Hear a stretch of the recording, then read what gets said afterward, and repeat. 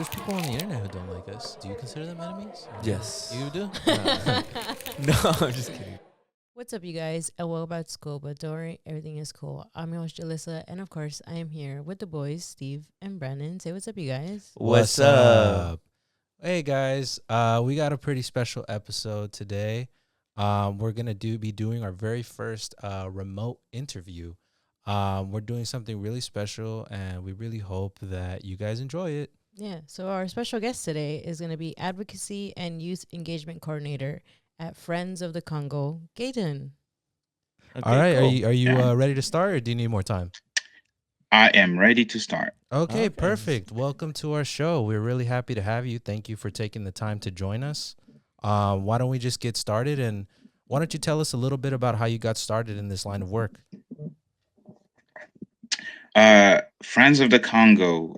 So I think I joined Friends of the Congo officially in 2023, I believe, and it was actually during this time. And I joined when they were about to start the fundraising, the end of the year fundraising. But I have been aware of Friends of the Congo since my arrival in the United States in 2013.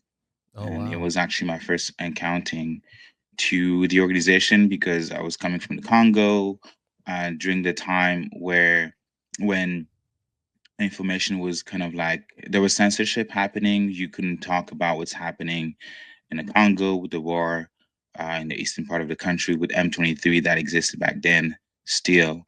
And you couldn't talk about it in school and public places. Even the information was really filtered by the government. So when I arrived in the U.S., part of one of my writing classes, my professor at Portland Community College wanted us to speak about social justice issues, and I picked the Congo. Right. And during my research on YouTube, I really stumbled across this movie that we did during that time. It's called Congo Crisis: Uncovering the Truth.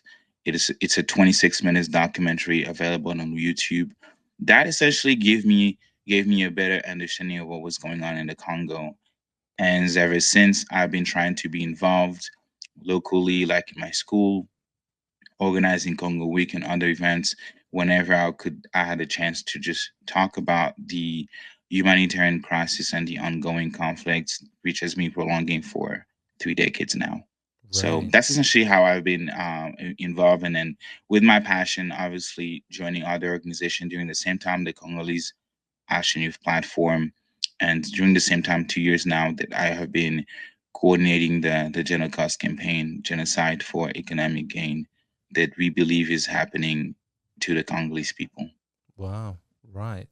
So I guess my next follow up question is, um, the as you said, the conflict in Congo doesn't really get a lot of mainstream media attention. So if there's anybody Mhm. listening who this is really their first time being introduced to the issue at hand, how would you break down the Congo conflict into its most essential causes? That's actually a really good question. When usually people think about the Congo, they not really they only hear about like war, about like I would say like a fragment, a little bit of news about what's going on and violence, the rebels and the instability, but the reality is really much bigger and much heavier. Congo is living through a war, and then I said 3 decades, so 30 years, almost 30 years. So a war that the world doesn't want to see, and maybe there is a little bit of guilt into that. And I mentioned the eastern part of the Congo, or places like Goma, Beni, Ruchuru. Uh, People live with armed groups every single day, and these aren't small local militias like maybe people can hear or can imagine. Many are backed, armed, trained, supported by neighborhood governments that unfortunately the United States is supporting or has been funding. Right. And these governments have very, very specific political and economic goals. So imagine just waking up every morning not knowing if your village will survive the day. Right. Imagine hearing gunshots essentially at night, not knowing if this will turn or force you to run with your family. Imagine your daughter walking 15 minutes to school and those 15 minutes being the most dangerous part of the day. That's really the reality for million in the Congo, and not just the war funded by neighborhood countries supported by the United States government and US taxpayers, but it's also the Congolese elite that is currently leading the Congo that has been involved into corruption, bribing, and that combined to the war happening and the woman facing unimaginable sexual violence, used systematically as a weapon of war. That combined with the fact that children work in a dangerous mine. 70 people died recently in a mine that stumbled in Katanga, and there are videos that went viral, and there are children working in those type of mines, digging for cobalt, for coltan, minerals that are needed for our cell phones, right? iPhones, Samsung, you name them, laptops, PS4, PS5, electrical cars, even the drones, right? Weapons that the US government and other countries are using. Right. The minerals come from the Congo, and this is a place also where I guess your audience could connect, because you are living in that nightmare in the Congo. And when you are able to survive the violence, the government violence, or the foreign government violence, the war, and all these things that I mentioned, and then you make your way to the United States just to end up in ICE detention. Yeah. The Congo for the past 10 years has is the leading country in terms of asylum. Right. That people are fleeing in millions, in hundreds of thousands, and almost millions of Congo. And most of them are coming to the United States because it's the land of the free, and then land for the immigrants, very appealing for immigrants because of the condition that was created mostly by the US foreign policy. So you escape militias in North Kivu, then get locked up by ICE in Texas, California, or even Oregon. And that's something people never really think about, right? Right. So we have Congolese asylum seeker to put in the same detentions as Mexican, Honduran, Guatemalan, and Haitian Hmm. families even. And so the pain of the Congolese people meet the pain of the very undocumented folks that are exist in this country, the people that are just looking for a way to survive, because living as an undocumented person in the United States is 10 times better than living under the threats of being killed, raped in the Congo, right? Right. So that's why people cross those borders, right? That's why people flee.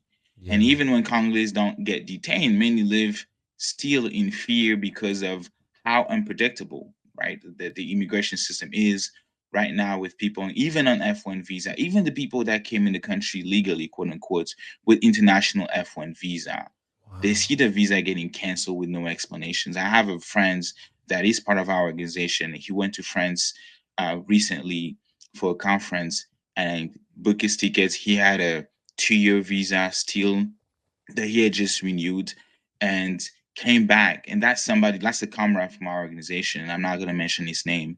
Mm. And when he came back at the US airport, I think it was Washington, D.C. airport, they canceled his visa right there. And he Wow. had to go back, and he hasn't been able to come back. He had a valid visa, 2-year visa with no explanations. He saw his visa being canceled. And now we're trying to scramble to like how we can help him. And he's being stuck in France because he's from the Goma, the very place that the Rwanda back militia are right now occupying, right? So he cannot go back, and he's Yeah. stuck in France, and we're trying to figure out immigration wise how that life could be happening or could be possible for him. You also have people, workers on an H-1B visa that Trump announced recently that he was going to cancel, right? A lot of folks in the STEM field, for example, organizations, they industries, they rely on the workforce of international student, international folks, and you have your H-1B visa and you still don't know what could happen because you are terrified that one bureaucratic update could send you back to the violence that you fled when you decided to take that H-1B job in the United States. So for Congolese migrants, immigrants, international students, their journey really never ends. Wow. Um, we flee one system of violence and just to run into another. So that's essentially, I would say in a nutshell, was kind of what's going on, and most particularly how that story will never make to the mainstream media. Wow. That's I mean, that's something that I never even thought about, in doing research and, when I first heard about what's going on in Congo, I never really even considered how the immigrants were also being affected here. I mean, that's a really powerful thing that I mean, I think a lot of people Yeah. should hear, Yeah. because you're right. I think that's a great way for at least people in our community to be able to relate to the suffering and the plight of the Congolese people. Mhm. We definitely understand the at least our people we know and families and good friends understand the idea of fleeing something, the only Hmm. option being America, and then having to live in this fear of what if I get sent back or separated from my family. And yeah, that's a really powerful thing that you bring up. Yeah, it is, and Yeah, yeah, I just wanted to touch up yes. on another thing that you had mentioned about how a lot of the resources that that are uh, received from the Congo are used like in computers and like the PS5, like you said, and it goes into a question of do you think that at all the consumers bear any responsibility for any violence that occurs in the Congo, um, and what does like real responsibility look like in that context? Yes, thank you for the question. But really quick, go back to one particular point because I did mention the leading Of course. Of course, yeah. countries of nationality of individual that has been admitted, and I think it's very important to say that most people, when it comes to asylum, people fleeing, coming in the country, people think about Latin countries, right? Like Yeah. Mm-hmm. Latin American countries or Venezuela or Syria. No, it's the Congo. That's in 2024 alone, the year 2024, the Congo it was the number one with 20% of asylees in the United Wow. States are from the Democratic Republic of the Congo, right behind Afghanistan, right behind Venezuela, right behind Syria, right? Wow. And in the past 10 years, that trends didn't really change. You still see the DRC from 2014 all the way to 2024. You still see the DRC, the Democratic Republic of the Congo, number one with over 100,000 asylee, and then followed by countries like Burma, Syria, and even Iraq and Somalia and Afghanistan, countries that you could qualify, or the people, the term that we usually use when it comes to like describing those countries, failed country, failed states. The Yeah. Congo is on top, not the one that we've heard, Somalia, Iraq, Syria. No, it's the Congo, right? And in terms of your question, and thank you so much.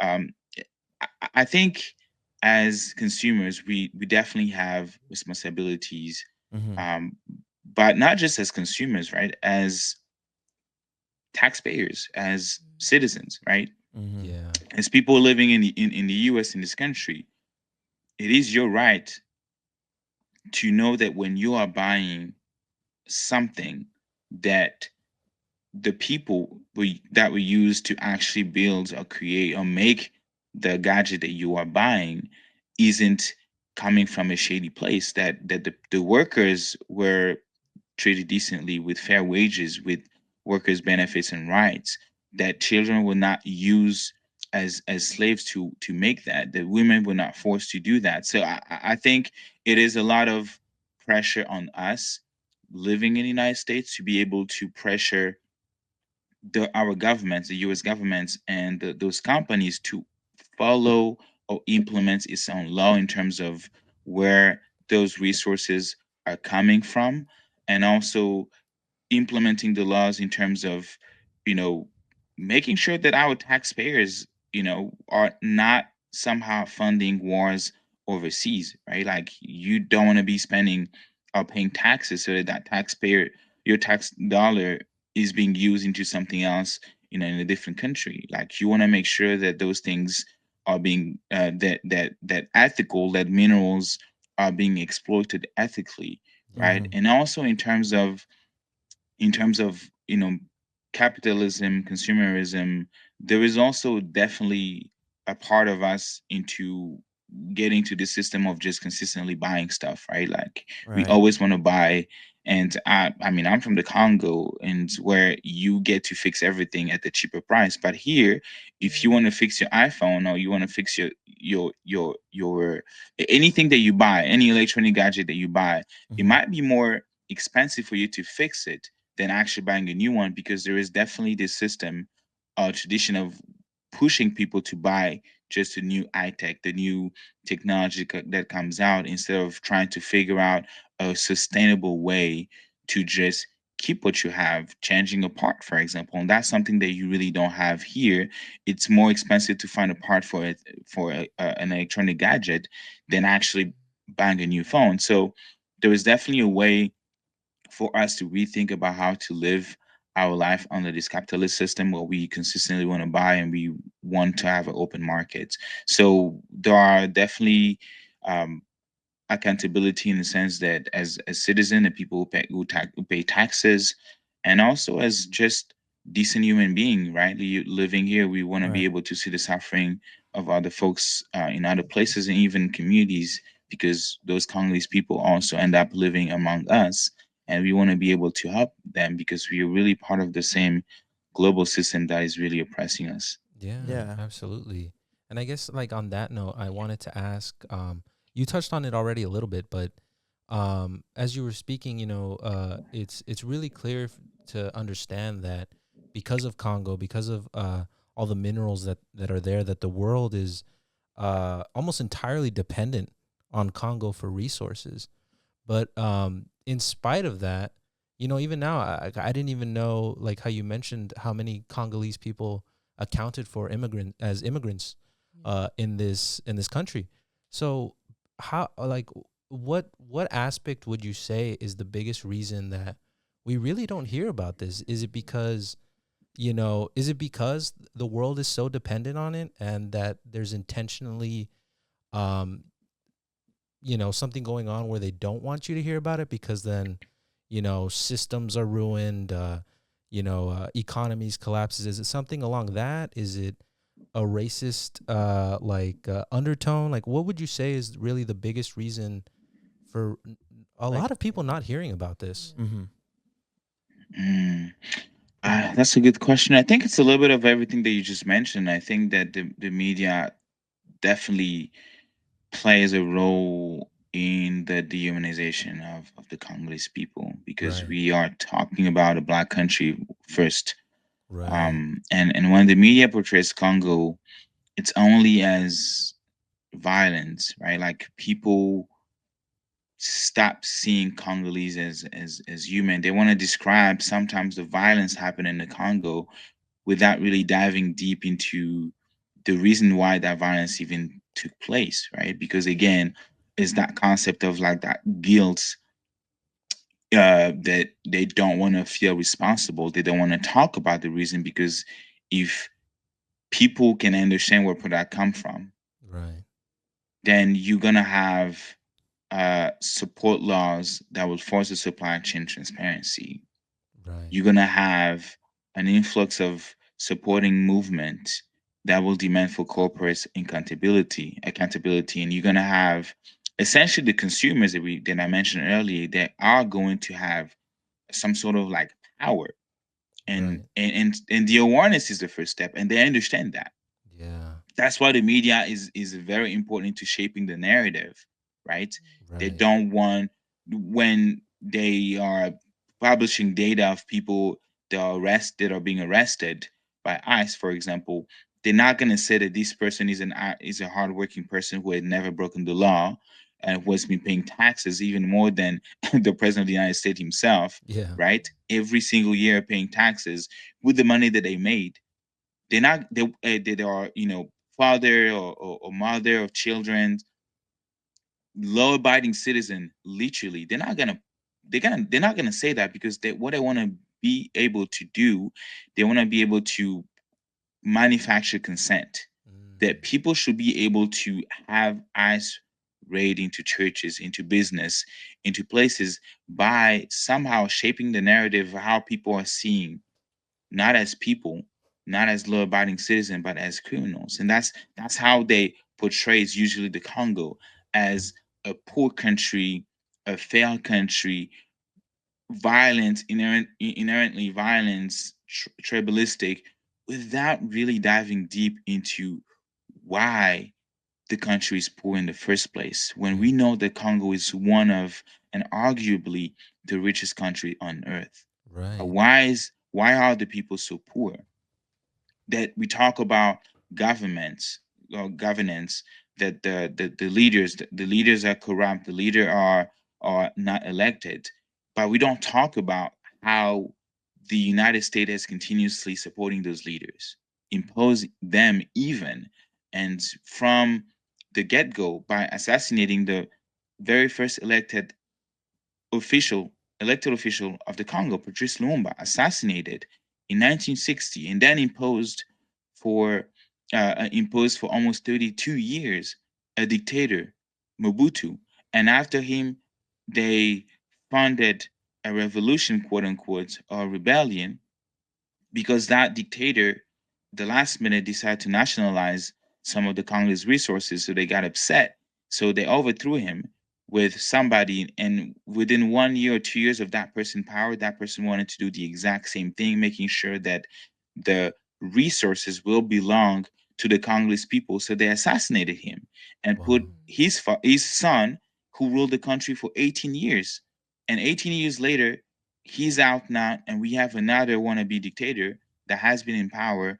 But the media will not tell the stories about how these leaders come into power in the first place and how the United States has been supporting them. So yes, the media definitely plays a role into, like I was saying, dehumanizing and not providing context, because when you are able to not provide context, that your media or your role of providing news becomes nothing but just a propaganda for the powerful or for the West. Wow. So that create in itself some sort of misinformation Wow. that sometimes hide the truth that nobody wants to have, that Yeah. the ongoing situation of the Congo is a byproduct of the Western foreign policy. And by Western, I really want to be specific. I'm talking about the United States, who was the first country to recognize Congo Free State as a personal property of Leopold II, which opened the door to all these named leaders or leadership that did nothing but seeing the Congolese people as a tool for extraction.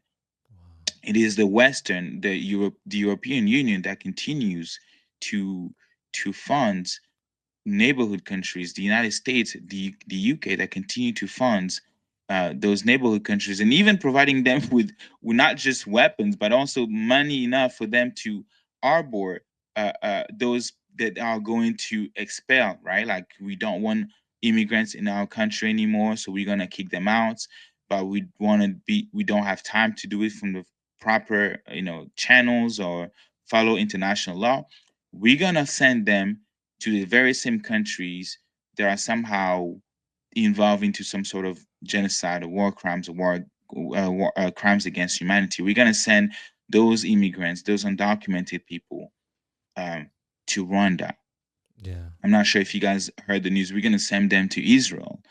And even these things, you're not gonna see that on the news because people will ask questions.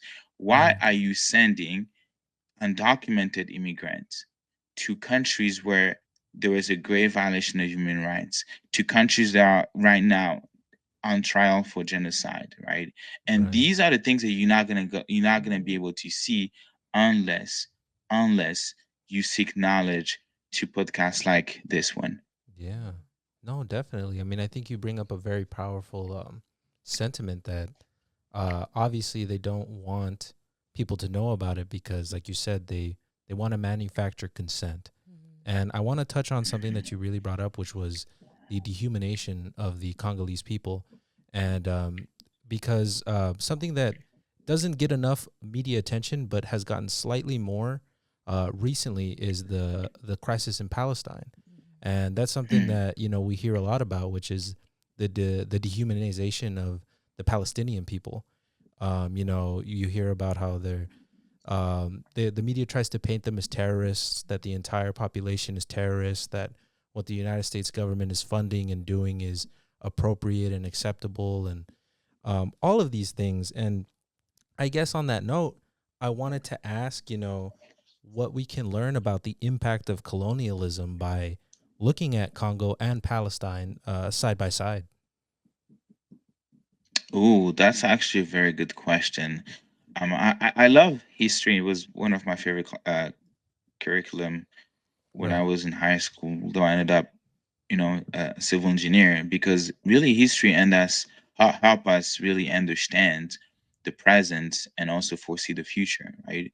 So to understand the Congo, you have to go back to that Belgium colonialism, right? Yeah. And how that is really the shadow of today.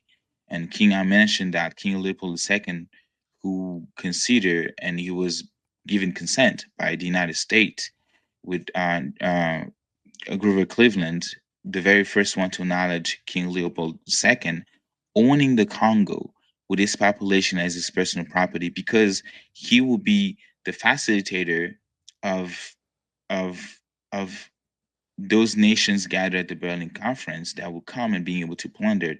It was okay for France to be to own Senegal. It was okay for the United Kingdom to own South Africa. But when it comes to the Congo, because of how rich the Congo was, they could not get consensus of who, in terms of a country, would own that land. That land that was very rich in rubber, in ivory, and other resources. So they agreed that one man will be the facilitator where all of them will come, right? And that's the whole concept of even having multinationals, right? Where Right. everybody are shareholders somehow. And they were okay with that. They were okay that King Leopold II will be there and making sure that they'll be able to come and really extract the country. And that's the term. Congo Free State comes in. Not free in terms of the rights of the Congolese citizen or Congolese people, Right. but free in terms of Canada, UK, France, all these countries will be able to come in and exploit. So the Congo was ran as a private death empire at that time, and millions of Congolese people were dead. You're not able to produce enough of rubber, which was in a liquid form, and then people were the government at the time, King Leopold II required people to have about 20 pounds of that liquid of rubber in a liquid form, and you don't meet that quota, your hands will be cut off. Not even forgetting that the women, Congolese women, were also raped during that time. So, in that idea that the Congolese people were not human, but resources or a tool to extract the resources really never went away, right? Right. That after that independence, and I mentioned Patrice Lumumba, he was assassinated Wow. with the involvement of the United States with CIA, whose president at the time, I think it was Franklin Roosevelt, who maybe it was Eisenhower, I forgot, and don't quote me on that, but it was definitely the CIA. There was actually a book about that, wanting to actually kill Patrice Lumumba. And they were doing that because they do not want a sovereign Congo. So the country was handed to dictators, and I mentioned them, who was useful to that external power. And colonialism really didn't really end, and I really want to clear about that. It evolved, and it put on the suit, and it changed vocabulary. We talk about investment now, development now, security partnership, but the logic is the same, essentially, that the Congo's wealth is for everyone in the West except the Congolese people. Wow. Wow. And in terms of the connection now with Palestine, and I like how we usually like look at the issue of Palestine and the issue of the Congo as things that are completely disconnected, Right. as if what's going on in Palestine somehow does not affect what's going on in the Congo. And I would actually argue that what's going on in the Congo allow things to happen in Palestine. Wow. Right?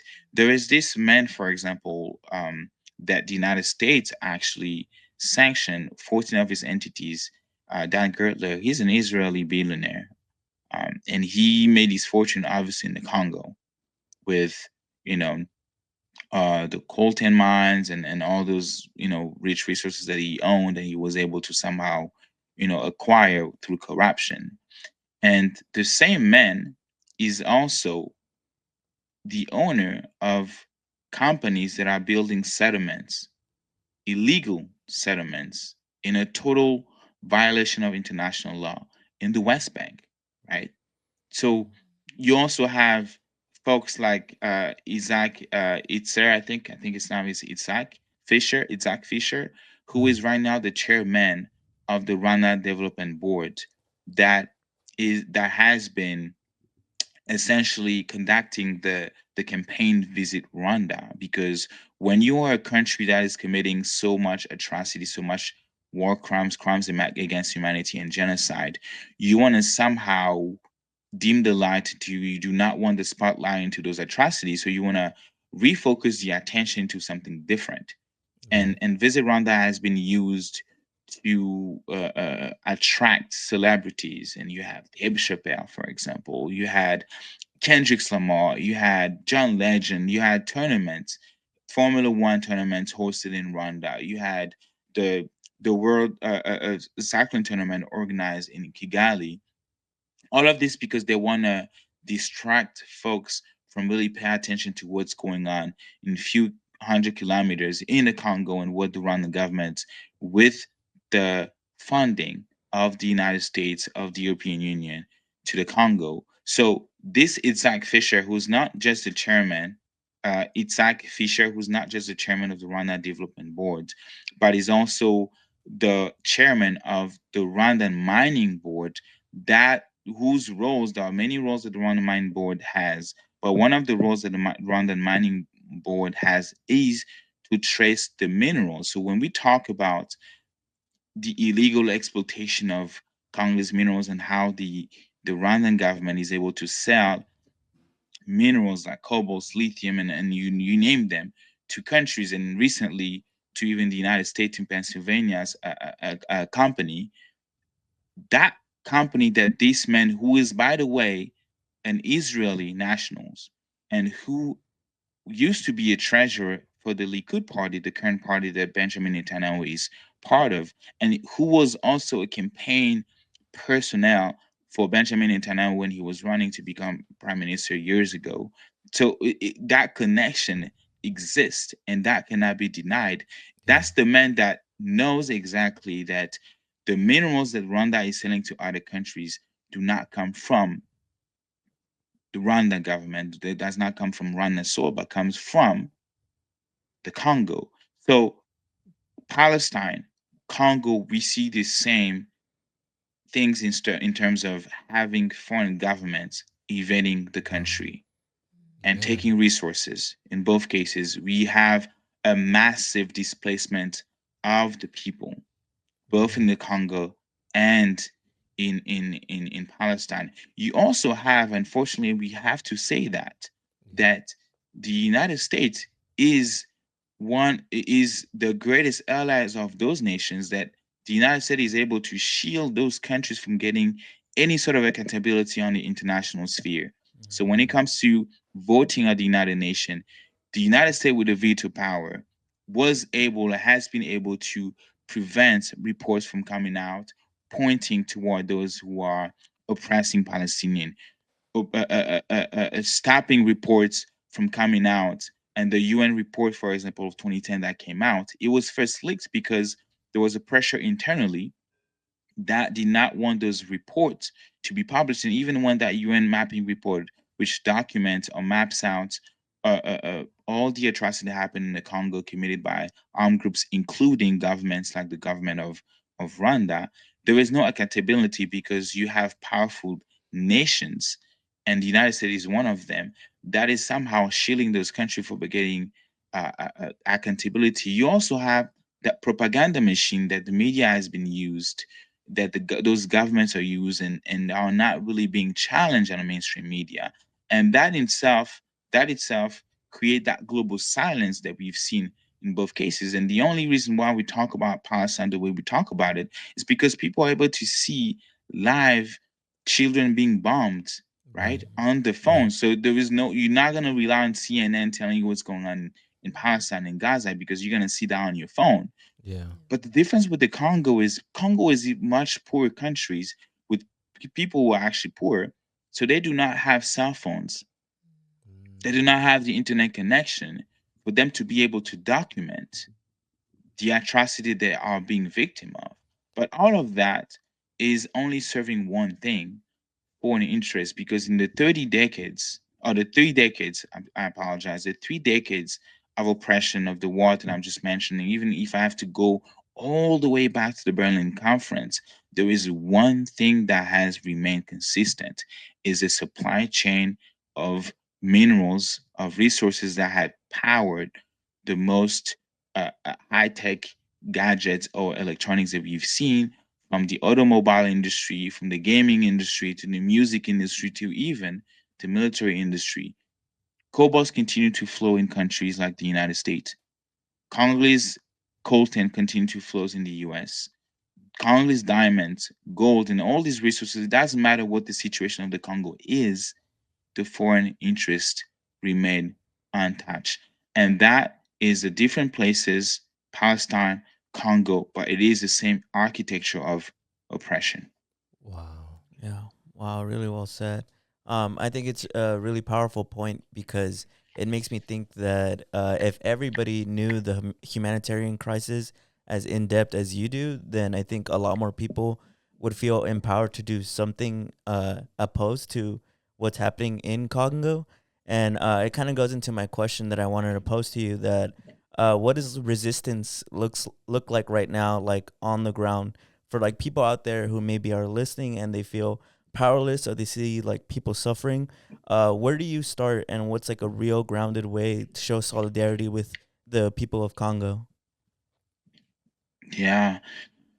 So I guess resistance starts by, and I keep emphasizing on that. The first line of resistance is first to exist. The mere fact of existing, of being alive, of being present, Mm. is a form of resistance.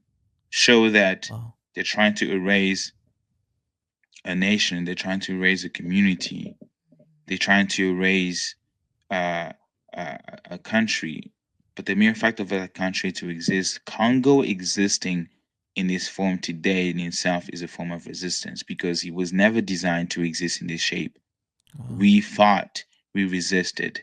And in terms of being in solidarity Mm-hmm. with Congolese people, I think the first is to learn. And that's why, I was a little bit smiling when you talk about the level of knowledge, but the level of knowledge that I was able to acquire, and I still have a lot to learn.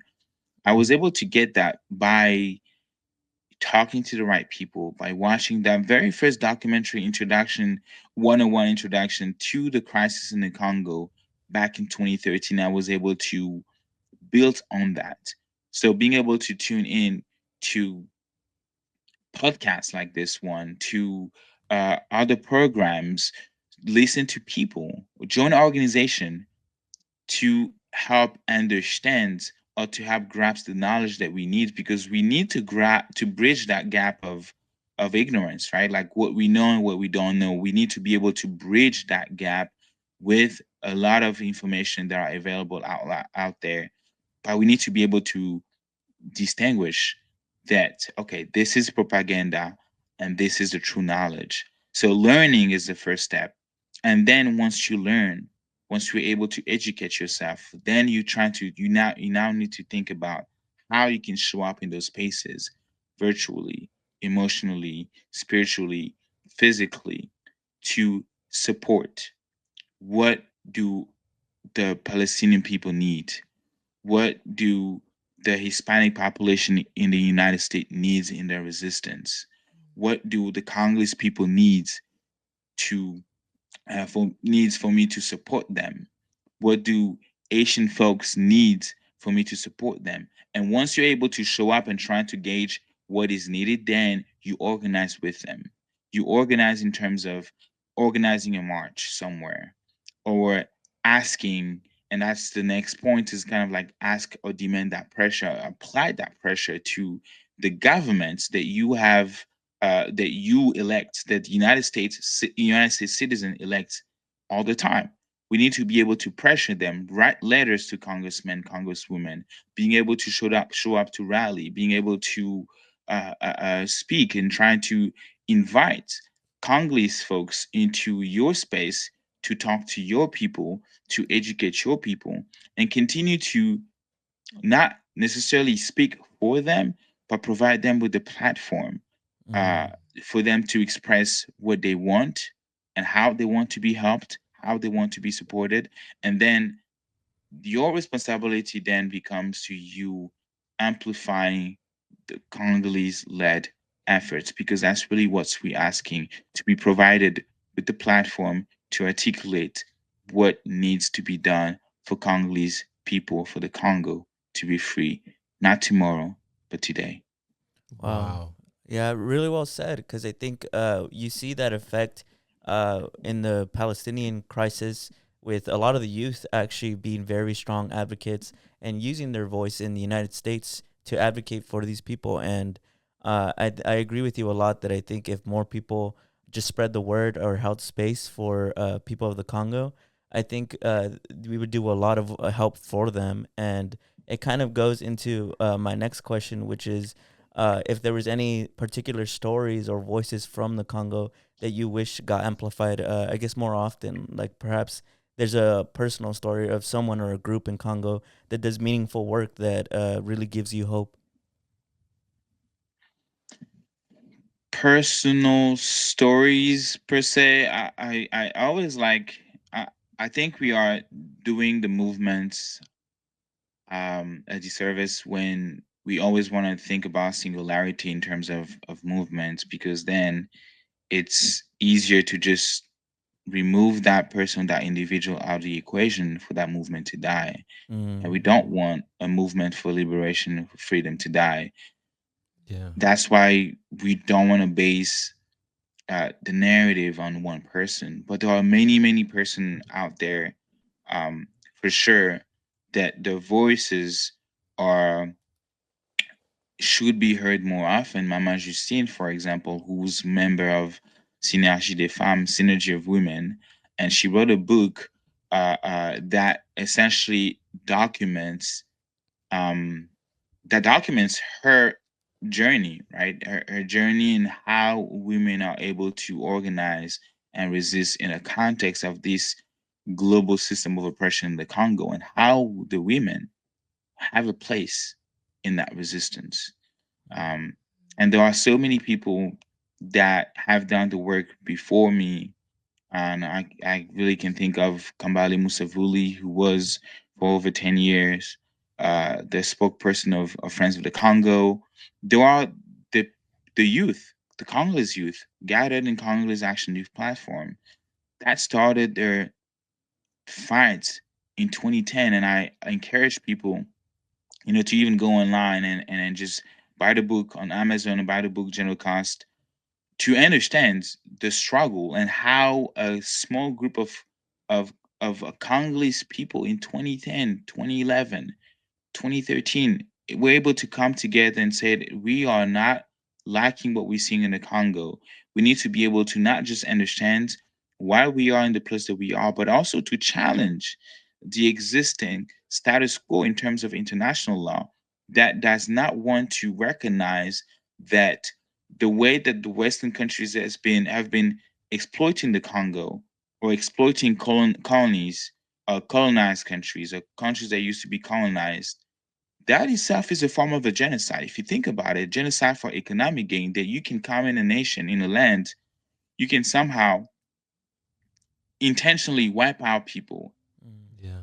kill people, ethnic cleanse them because you want to be able to get the minerals, because you want to be able to get the resources. And when they crafted that very definition of the genocide that we see right now from United Nations that was able to even create in the aftermath of the Holocaust, the Israel, the state of Israel, even in that definition, somehow you see that colonialism is not seen as a genocide, right? Then Right. Congolese people at that time, 2010, 2013, right now they have kids. Right now, most of them, my elders, they are married. They're still involved. But right then, they wanted to challenge that international law and being able to redefine what it means to be genocide, what it means to be ethnic cleanse, what it means to be dispersed or to be ethnic cleansed because some countries just want to be able to grab without even have to worry about people living there, without having to worry about polluting the environment, polluting the water, destroying the forest. They want to be able to exploit and cut trees, extract those minerals without the consequences of their actions on other human beings. And these people gathered in London, they're able to come together and they came up with a campaign that we have been advocating for 13, 14 years now: genocide for economic gain, Genocost. So I really invite people to document, and that's the same steps of trying to learn more about that organization, the voice coming from that organization that I'm really proud to be one of the coordinators, Genocost, or Congolese Action Youth Platform, CAYP.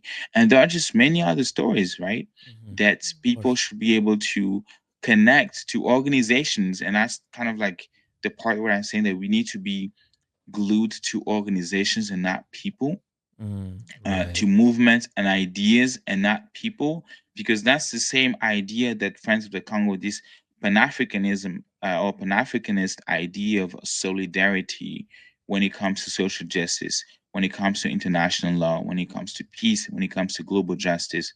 That same idea to solidarity is what helped us also connect to other organizations in the Congo in terms of, I mentioned, Synergy of Women, Voice of the Voiceless, Voix des Sans Voix, Quatrième Voix, the Fourth Voices, and also other organizations, whether they are present in the United States or in Europe, because when you are being able to be glued or being connected to ideas, that's how a revolution move forward, and that's how a revolution does not die. Wow. I think that's incredibly well said. I mean, I think that's a very powerful message. I really love that idea of being attached to the movement because I think that provides a lot of strength and a lot of a big engine for it to continue. And that's a really powerful sentiment. Yeah. And I was going to Mm. ask because I know that we reached out to you through Friends of Congo. And of Mm. course, you are the advocacy and youth engagement coordinator. I kind of wanted, and again, you speaking on organizations that we should kind of, focus on. And Friends of the Congo is one of them. And I just wanted to hear a little bit more about the mission of what Friends of the Congo is about and what motivates them to kind of keep the organization working today. Yeah, thank you so much for the question. Friends of the Congo is a nonprofit. We officially exist since 2004. So 21 years going strong. And we are based in Washington, D.C. And our mission is very clear. It's just being able to raise global consciousness on the issue of the Congo, the ongoing issue of the Congo. But I always want to, and that's just me personally trying to also bring more folks and more voice into the conversation, because Congo, being located in the heart of Africa, in Central Africa, Congo being also the center, because when you look at history, for example, most slaves that were brought in the United States, when you dig into uh, documents written by scholars at the time, they will tell you that most slaves were coming from the Congo. So Congo should really be seen. Also, one other thing that I wanted to add, with the fact that the Congo has all these minerals and not being able to be up and still being on its knee, Congo should really be seen as a microcosm of black nations, should be seen as a microcosm of oppressed nation in that regards. Because if Congolese Congo was, the very first country in history, when you look at, for example, the budget of the CIA at that time, when they were killing, assassinating Patrice Lumumba, that was the highest budget that the United States had for a single country, almost the equivalent of $80 million just for Wow. the Congo. So the Congo really represents, this uh, uh, nuclear resistance for any oppressed nation. So Friends of the Congo in itself is really standing next to the Congolese people in the fight for justice, and we do that by trying to build a momentum of this global awareness, global consciousness, and we do that in partnership with other organizations, with other people that are based in the Congo themselves. Basanja Coalition that I salute, Yole Africa, and we really trying to work in partnership because we see Congo as a microcosm of black nations, a microcosm of oppressed nations. Wow. No, yeah, I really believe that like our platform has always been to amplify different organizations, and especially with something like this that is currently going on. And I feel like I personally can say that I am guilty of like not even being aware about what's going on in the Congo. And I think speaking to you has really opened my eyes to a lot more things I haven't been aware of, and I hope that like our audience sees that as well. And I think as well as highlighting this organization, right, the Yeah. Friends of the Congo, Yeah, like I think yeah, having you here and speaking sort of in behalf of them is something that just to bring to our audience, to continue to support different organizations like this, to stand in yeah, solidarity with, everything that is happening. And I know that there's different things that you also wanted to highlight as well. So, and another thing that you had mentioned is that you wanted to highlight the visit of the Israeli president to the DR. And I wanted to ask what the significance that is, and why, and how the Congolese civil society is kind of responding to this visit, and what concerns and conversations should be spoken about. yes. I think the visit of the president of Israel, Herzog, was very interesting, and keep in mind that type of partnership, right, or a collaboration already existed. There was a strong collaboration between our partnership between the president, the current president of the Congo, Felix Tshisekedi, and, for example, Benjamin Netanyahu. So, but I want to focus on the state of Israel itself, because the president of the Congo right now is an illegitimate leader. He was never elected, not in 2018, because the head of the electoral commission that is right now, ironically, right, uh, in charge of the M23 militia groups, he says it openly that President Tshisekedi never won the election. He proclaimed him president because he kind of was pressured by his predecessor, because they all believed that the rightful winner of the elections was not going to serve. And I'm really paraphrasing here, when we're not really trying to serve whatever interest that they had in mind. It was not aligning with that interest. And even in 2023 elections, and we highlighted, Friends of the Congo, some of um, the big hiccups and irregularities and things that really made any election not credible. That happened in 2023 with people from his political party voting from their home, from the comfort of their home. Um, but when he was elected, when he was proclaimed president, one of his very first official visits to the United States, he came and he spoke at APAC. President Tshisekedi in 2020 spoke at APAC. It was, if I remember correctly, maybe the only head of states present. at that conference in 2020. In the midst of COVID, he flew to the United States of America, very first visit, and he spoke at APAC. And there was also that partnership that he had, um, because he came back a year later and was able to go and kiss the wall in Israel, like any American politicians do nowadays, right? Like that's kind of the things to do now, for the photo, for taking good photo, kissing the wall, le mur de lamentation, like we say in French, because Christianity, that wall really is symbolic. So he did that, right? And he was able for the very first 2 3 years having his Republican guards being trained directly by the IDF. And right after October 7th, when the Israeli governments recalled the IDF, there was report that the IDF personnel that were affected or attached to the Republican Guards, the Congolese Republican Guards for training, they were able to be also dispatched or redeployed in Israel because of the offensive that were going to prepare on what has been now 2 3 years of genocide in Gaza, right? So that, and then you also look at the same year, August 30th, 2023, you see Republican guards in Goma shooting unarmed protesters, people who were peacefully gathered to protest against the United Nations presence in the Congo that they had found useless in almost 3 decades. And the Republican guards, trained by the IDF, equipped with weapons, were able to shoot and kills over 150 people. If you read the report from Amnesty International, right? So on top of that, that's kind of like the partnership that you already seen.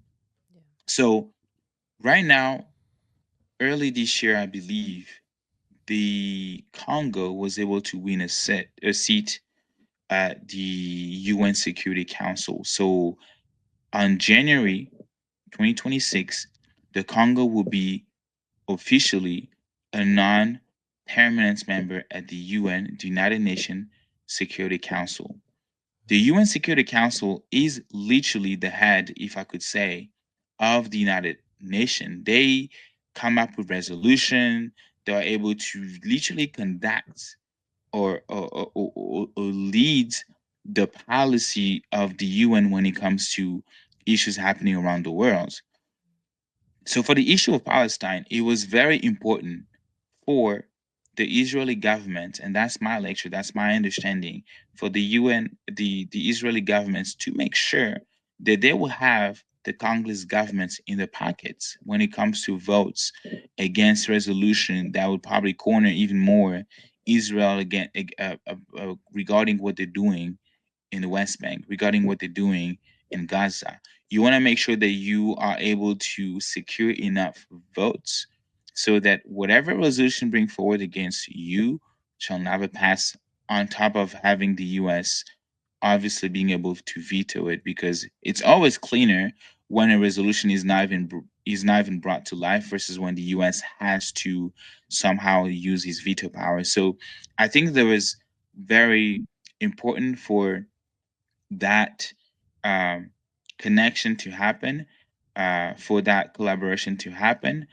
But the sad part for Congolese people, because when you read United Nations reports specifically on the issue of the Congo, read the war that is right now going on with the Rwanda-backed militia M23, you read about the reports that has that talks about the weapons, who is selling weapons to those militia groups, that the United Nations said that their forces are stronger than the United Nations. That was Bitu Keita saying that, the representative of the United Nations in the Congo, saying that the weapons that M23 uses surpass those of the United Nations in the Congo. And the United Nations, for the assault of Goma, for Goma to fall, was able to defeat this the number two military power in Africa, South Africa, that was present in in Goma at that time, and they used what the United Nations documented to be Israeli-made weapons, right? So, unfortunately for the Congolese people, when the United Nations inquiry about that asked question to the Israeli government up until today were never able to answer to explain how come these high weapons and ammunition end up in the hands of militia groups that is involved in war crimes, crimes against humanity. How come the Congolese government seems to ignore that question, even though that question pertains to the security of his own people? Because they were provided the guidance to keep quiet and focus on the role as the puppets that they are as elites to make sure that the status quo is maintained in terms of keeping that global system of oppression that will continue to exploit Congolese resources, continue to oppress the Congolese people, and continue to oppress the Palestinian people in the Middle East. Yeah. No, yeah, I feel like everything you've mentioned is very significant, and I think deserves to be, I guess, highlighted, right? And I guess in this last part, I wanted to just ask one final thing of what else do you think should be highlighted and to bring more awareness to our audience and, of course, to ourselves, um, of what else you would like to say that you think should be heard and said to, our audience. I think if I have to kind of like summarize, and I'm really, really appreciative of the opportunity to, for bringing Congolese voice. And I think that one of the story, and I wish more platform, more organization could put Congolese voices at the forefront, and so that people can hear more about women rebuilding communities, that the youth organizing in displacement camps, local activists, um, being able to document mass graves, and also in terms of like the teachers, right? Teachers and public servants being able to run shifts that are insane at the wages that are inhumane, right? And for also doctors and nurses being able to treat patient with absolutely no supplies. And I think those people carrying the entire nation on their backs, those stories needs to be highlighted. Yeah. And that connection of those people whose stories are being forgiven or forgotten are being erased because they're being portrayed as poor people and are being portrayed as criminals, for your audience to see themselves in those stories, because that's the exact same stories that we see here in the US when a black person gets shot by a cop, first thing, first reflex, they don't care about what that person is doing. What the mainstream media will be doing is to dive into the bad things that that person has done, not the humanity. When Mercado was being raided, when communities are seeing the presence of ICE, we are going to not highlight the humanity of those people and how they're able to bring culture, they're able to bring a vibrant community and neighborhood. We are going to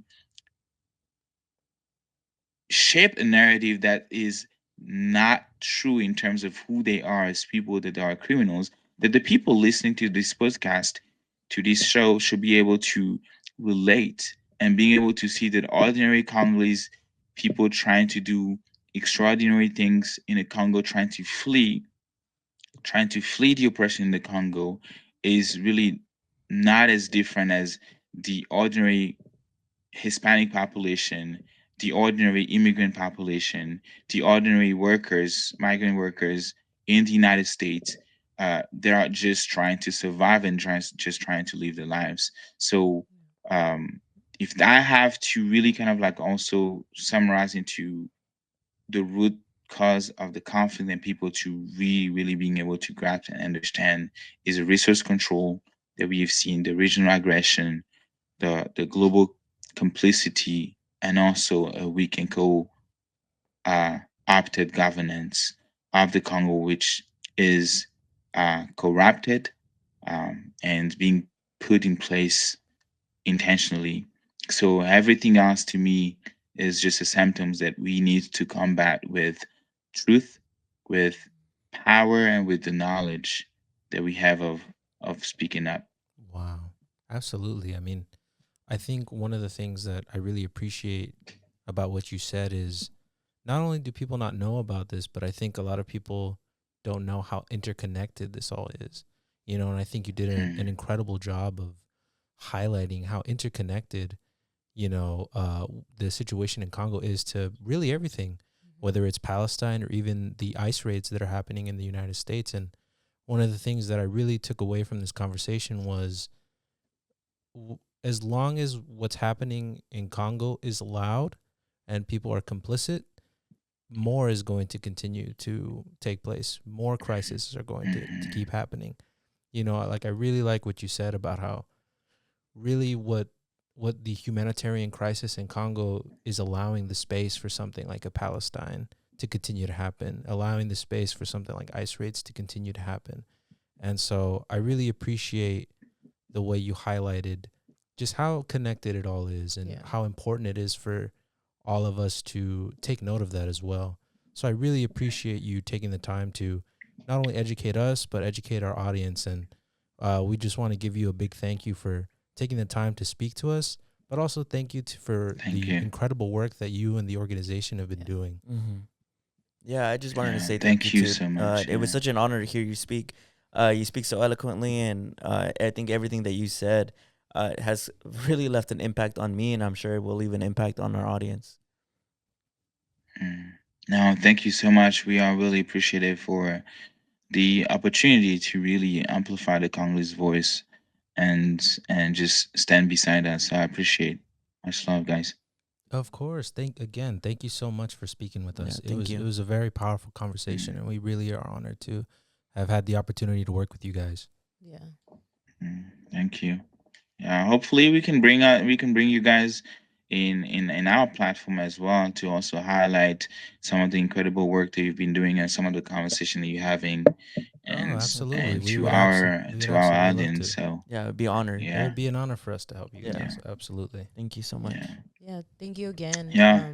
for, being in this conversation and, educating us and bringing more awareness to us and how Brandon said to our audience as well. Truly grateful for this experience and truly grateful for everything that you've said.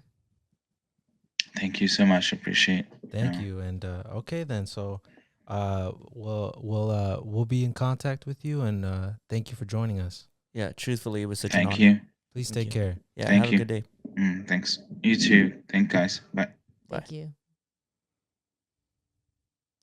Wow. Wow. Yeah, that was really That powerful. was a really impactful conversation. Yeah, Yeah. for everybody listening at home. Yeah, I hope you guys got something out of that. No, for The whole sure. time, all I could think about was like looking at my phone, and Yeah. even like just a roadcaster, like even everything that's like technologically like around us, Yeah. Oh, just for kind of sure. it makes everything feel a little heavier right now. But Oh, definitely. not But in I think like I guess now because now we can like debrief and talk yeah, about like what totally. we learned, because I think like how Julie said, one of the reasons that I wanted to reach out with, and I'm so grateful that they were more than willing to Mhm. work with us to Friends of Congo, is I had seen this video. I didn't save it as per usual, but it was this woman speaking about the Congo and how, and she was saying, talking about Palestine, and she was saying, if you really care about Palestine, you should also be paying attention to what's going on in Congo and Sudan Yeah. and Rwanda as well. And I had never heard about that. I mean, in passing, Yeah. like just like I had, Yeah. and the way she put it, I think really left an impact on me, where she says, I'm not calling you out, I'm calling you in, Mm. to like Yeah. talk about it. And so I go, like, cause then after that, I liked the video. And then after that, I just kept seeing videos about Congo. Yeah. And so, once I started to like see, like just watch videos about it and stuff like that, I was like, wow, how did I not know anything about Yeah. this? Yeah, 100%. Yeah. I'm sorry, were you gonna say No, more? I was just gonna say that, and then once I started to slightly learn about it, I wanted to learn more. But I'm so grateful, and I'm so happy about the way he put it, because he put it better than I ever could have, Yeah. 100%. about Yeah. about the interconnectedness of it all.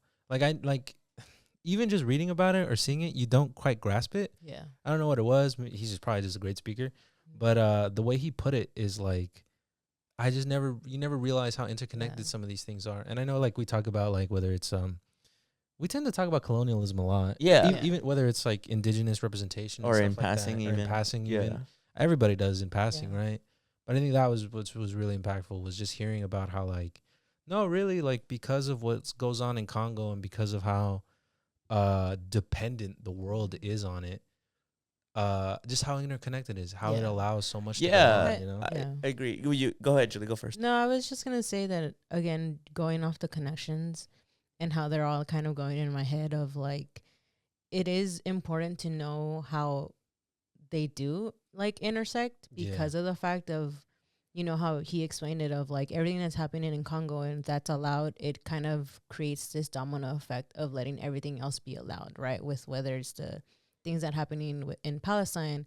And it reminds me of that guy who spoke out to, I don't remember who he was, but we talked about him, where he spoke out in Mexico and he said, if we allow what's happening in Palestine to happen, who can say that that's not going to happen the same thing in Mexico, I remember. right? It's like an experiment almost. Yeah. And it reminds me of even what happened in the United States, right, with slavery, where we allowed the mistreatment of, you know, the black community.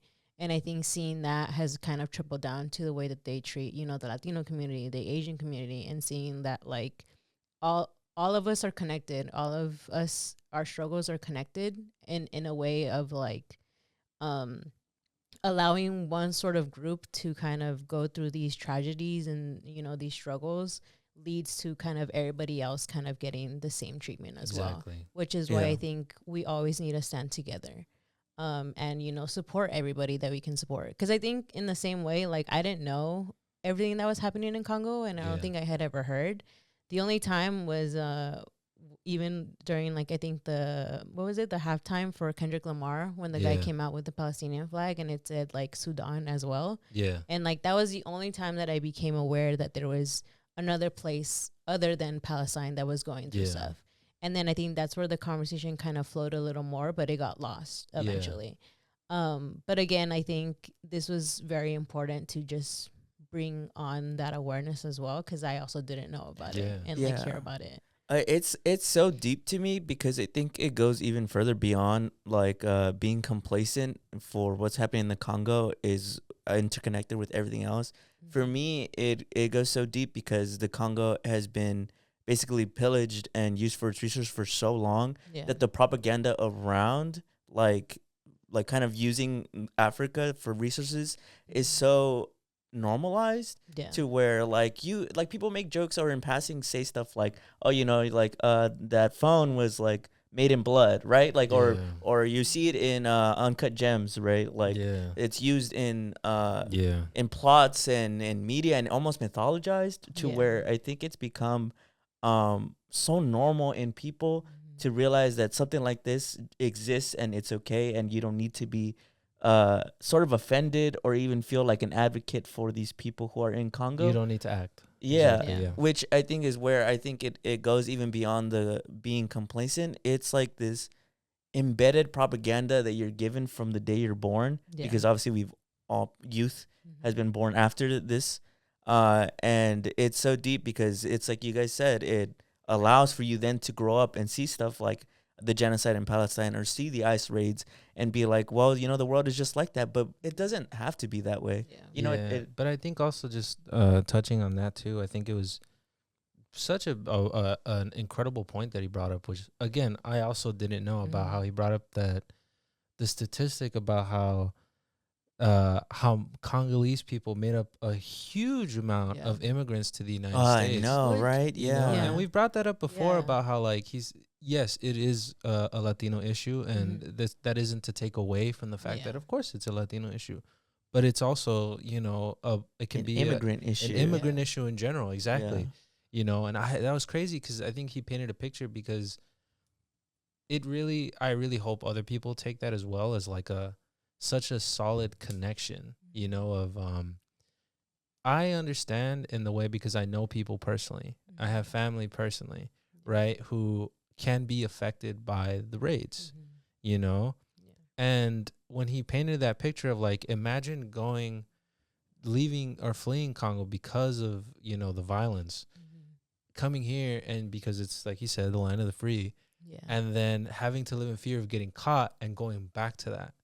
You know, like that's Yeah. a Yeah, crazy. and I feel like that's been spoken about even within the Latino community, right? Where it's like people from El Salvador or Guatemala Mhm. always talk about, you know, there's usually this war going on that we don't also hear about as much, but they're also fleeing those countries to come here for safety, right? It's different from Mexico because, like, I can say that I've never really heard a Yeah. situation as severe as like war going on, or you know, Yeah. people dying as much as these other Latin American countries. But I think in it being so close by, I can sort of relate in that fear of like being sent back to a place where it's already dangerous in itself, Yeah. you know.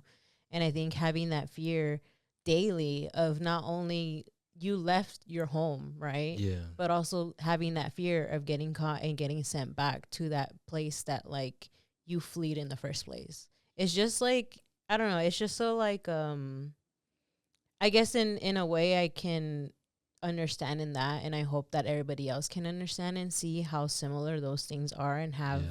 you know, that sort of empathy towards them of like, this, they need help and this is what we need to do on taking action. And I it was really great for him to say too that the first step is for sure educating ourselves Yeah. before knowing what we're standing up against. Yeah. Because I think it is important to know the history and the Yeah. background of how this kind of all started. Oh yeah. Um, I also love how he put it, which was like existence for them is resistance as Yeah. well. You know, like when you're existing in a state that, or existing in a position where you have these foreign entities trying to completely erase you, Yeah. existence Like is wishing that you didn't like exist. just living Yeah. is resistance. And I thought that was a really powerful sentiment, considering how he also mentioned about the dehumanization that they go through, Yeah. you know, because obviously they need to dehumanize them to continue to allow it, you know. Yeah. But no, genuinely, that was my biggest takeaway, is like, because I think that was really impactful for me, the seeing how interconnected it all is. Yeah. Because I think you kind of hear that, like, of, oh, everything's connected, and people kind of like hand wave that off. Yeah. And I also, you know, like, I'm not trying to like take away from anybody or whatever, but it genuinely is interconnected, you know. I also just think, and this was just a thought of when he said the whole like immigration thing, because I think what keeps like in my head is that like the United States is so against like, you know, immigrants and stuff, but yet they are the number ones who kind of cause all this Oh yeah. to have people flee their own countries. Yeah, right? right. And like, to me, it just, I can't comprehend like literally you guys are the issue. Yeah. And then you guys say that it's our issue of like, oh, immigrants are coming here and doing this and stealing jobs and criminals and this and that and blah, blah, right?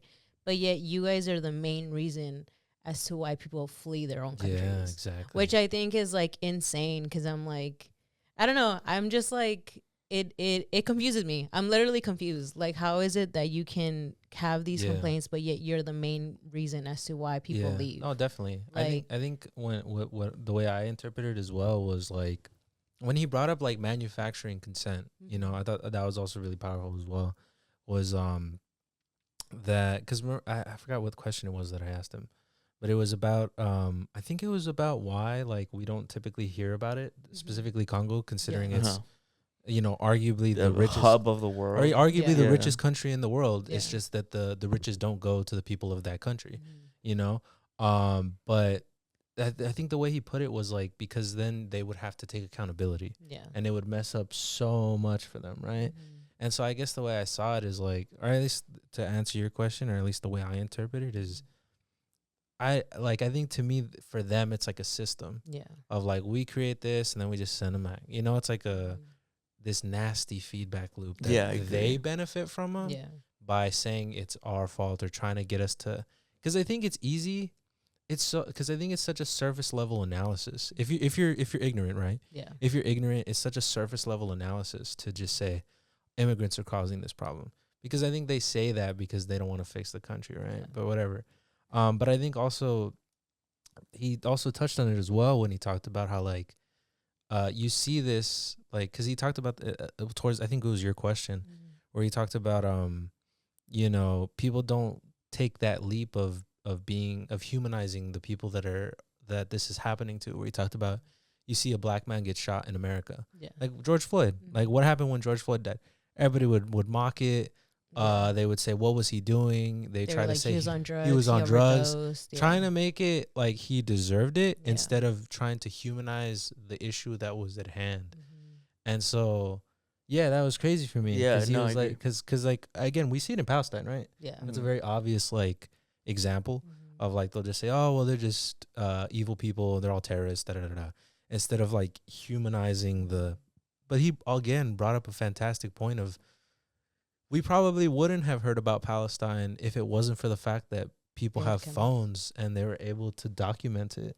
Yeah. You know, like what a Ironic, isn't it? yeah. That's what I was thinking about Yeah, too. like what an insane like revelation, you know? But Yeah, because I think there, like what you said about how if you're an ignorant person, it's very easy to make that leap of like these immigrants are here ruining life, just send them back without fully knowing that the United States has collapsed governments, has collapsed whole countries' economies, and made them places where they need to leave. And I think it's really interesting because people also hold on to this subconscious ignorant belief of that unethical people, evil governments, and the oppressor will always exist, and therefore why even try? yeah. Right? Like why, like for people who see immigrants come into this country and are like, just send them back, like, and I know that's gonna suck, but then how is our country gonna do any better if these people who are these malicious, ugly criminals are gonna come in here and ruin life here? People have this belief that things have to always be unethical, but that's not true. It's propaganda that's existed since before we were born. Like, you look at the Congo, it's all part of a system that benefits the United States because they're able to crumble countries and then not take any accountability and tell those people who are now fleeing the countries that are crumbling, go away. You know, it's really like a system, and people believe so like wholeheartedly that look the other way. To not think of these immigrants, to not think about the horrible places that some of these immigrants are leaving and that are fully the United States' fault. Yeah. And just look the other way, you know? And I think that's like one of the biggest takeaways that I got from this conversation with him is that life doesn't have to be this way. Yeah. Right? Because how he was talking about what's the responsibility of the consumer of like are we responsible for like what's going on there? And I like what he said. He said basically yes. Like you should ask your government to be ethical, to pay people livable wages where people aren't living in such like violent or in poverty where they have to flee a country, you know? Oh, for sure. Because I think the way I also, again, I know I keep going back to the interconnectedness of it all, but because I think he really emphasized a lot about the Western influence, which I really appreciated because it helped me learn a lot. Because I think when it comes to issues like this, it tends to get othered. Like, even if you hear like the United States is funding that, for some reason, I don't know if you guys experience this. For some reason, like at least the way they talk about it in media or whoever it is, it gets othered. Like, that's just foreign policy. Yeah. That's got nothing to do with me. That's got nothing to do with the people at home. But it does. Like, actually, it really does. You know, like you said, like we said, their ability to treat people like that directly translates to their ability to the way they treat us. You know, it's just And it's our taxpayer money. It's directly our money funding that. Like, you should have a problem if the United States ever is like toppling other countries, and also like you should have a say in what your country does. We should have a say in what the United States does. Yeah, we're supposed to, right? Yeah, like we should not just accept that things are the way that they are, that we fund the government. The government, the United States is for the people, by the people. But yet it seems like the only people who make the decisions are a couple dozen people in the country who seem to be very married to the idea that we have to be unethical and and someone's always got to lose in order for somebody to win. When it doesn't have to be that way. No, I feel like I think this conversation was very powerful, and like it revealed a lot of things for sure. Oh, for sure. And I hope that, you know, people listening, that it reveals a lot, and this isn't to again overwhelm Like, No, I for Oh, think, for sure. sure. Yeah. because I think I know that that's a thought, right? Of For sure. like with everything going There's a on lot. already, There's a lot of there's a layers. lot For already sure. going Yeah. on, For right? sure. And how like he even mentioned like, you know, there's the ice raids already going on, you know, there's Mhm. everything with Palestine going on, and I know that it can seem very like doomsday, and like Yeah. nothing's gonna change, but I feel like I think what he said is important as well, of, you know, just being aware, Oh, for like sure. they're like, and how he said like being aware, and then eventually we can rally, we can march, like we can do Yeah. all that. But I think it's important to know, because I guess it goes into the thing that he said of like existence, right? Yeah. That we know that they exist, that they're humans also for out sure. there who are also going through as much that we're going through down here in home, right? That I think those are important things to know. And again, like I know before, it's even funny because I know before I would have been overwhelmed myself, but I Mhm. think having this conversation with him, I think made me feel a little bit more empowered in a way, Yeah. because I feel like I think it just shows that we're on a path of just, you know, showing awareness and like showing strength is education. yeah. Yeah. I for mean, sure. education is strength. My mind's wide. Yeah, because I feel like it's an instant when you guys were talking about like ignorance, right? Because I feel like an ignorant person again would just never research this, would Yeah. never look at where, you know, it was based off of. They would Yeah. just be like, there's just people coming into my country that I don't like and I want them out. But they would never learn like the history Yeah. or what caused them to even come into this country, right? Yeah. I feel like I think that's why it's important that we have these conversations, and I'm really grateful that, you know, we had him and hearing about like the organization as well. For sure. No, yeah, I completely agree. I think for me it was like I get what you mean, where it's like uh I think on the surface it seems like something that would overwhelm you. Mhm. But I think when you hear about it, it's like, oh, that makes sense. I mean, obviously Yeah. like it's not a pleasant No, yeah. like thought to Yeah, know for about sure. this. But I It like won't make you weaker like to know. I just but I also again I really like what he said about how he's like, I mean the first step is just knowing about it, because I think I really like how he said where it's like, and then we can go from there, and it's like about highlighting Congolese voices, highlighting or giving the space for Congolese people, because I really like what he said when he's like, so the Congolese people can tell you how they want you to help them, Yeah. not so that you can just speak for them. Mhm. You know what I mean? 'Cause I Yeah, think that was really powerful. because I of him think to that say. happens a lot with these Mhm. things where it's like, no, like they just want, people just need solidarity, and they'll Mhm. let you know how you can help. Okay, Yeah. just know about it, and then we'll go from there. Yeah. So I really like that, and I Yeah, I guess for agree. me, like I really hope like that video that impacted me. I hope the people watching just feel called in the same way. Like nobody's calling you out or just Mhm. calling you in Yeah. to just know about it. You know, Yeah. like I think Pay Yeah. attention. Yeah, like know? no one's telling you to stop using your phone or your laptop, you know, just having that awareness and, you know, continue to educate yourself on how else you can help, you know, the people of Congo, the Palestinians, and even just immigrants here in the United States. Oh, Yeah. absolutely. I yeah, I completely agree. So like I mean, again, I want to really thank Friends of the Congo for working with us. You know, it was an honor to be a part of or at least to just hold a space for Yeah. the conversation. So And I really and Gaëtan yeah, for coming again, on yeah, the show. incredibly well spoken. So we Yeah. really appreciate that. Really appreciate it. We really hope, you know, everybody watching wasn't, you know, got informed. Mhm. And we really hope everybody enjoyed this episode. But before I send everybody off, I'm going to do a shout out to all of our patrons. Shout out to Yoel, Eli Quintero, Stephen Carbajal, and Diana Laura.